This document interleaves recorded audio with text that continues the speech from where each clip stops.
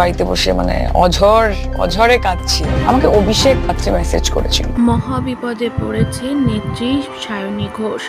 MP হয়ে যাদবপুরে প্রায় 5 বছরের পাওয়ার পেয়ে যা না তাই অসভ্যতামি করেছে অভিনেত্রী সহ এমপি সায়নী ঘোষ।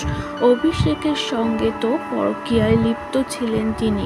আলাদা একটি ফ্ল্যাটে অভিষেক আর সায়নী একই সঙ্গে রাত কাটাতেন, সে কথা তো উঠে এসেইছে। তবে আবার একটি ভিডিও ভাইরাল হয়েছে, যেই ভিডিও নিয়েও সায়নী ঘোষকে এবার ধুয়ে দিয়েছেন নেটিজেনরা।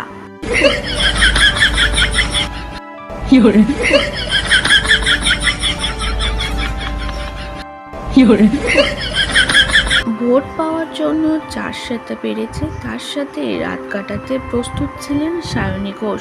বুড়ো থেকে কচি তার বিছানায় শুয়েছে সকলেই, এমনই মন্তব্য সায়নী ঘোষকে নিয়ে। দিনের পর দিন নিজের পাওয়ার আপগ্রেড করতে গেলে না বুড়ো না কচি কাউকেই দেখেনি সায়নী ঘোষ।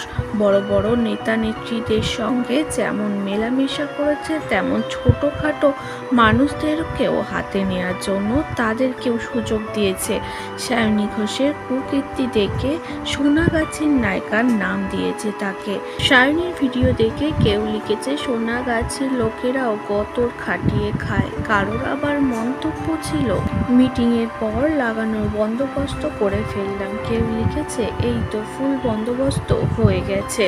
কারোর আবার মন্তব্য সায়নী লাগাও। এইভাবেই তাকে নোংরা মন্তব্যে ভরিয়েছে। সায়নী ঘোষ যে প্রচুর নোংরামি করে বেরিয়েছে, টিএমসি হেরে যাওয়ার পর সব প্রকৃতি ফাঁস হচ্ছে।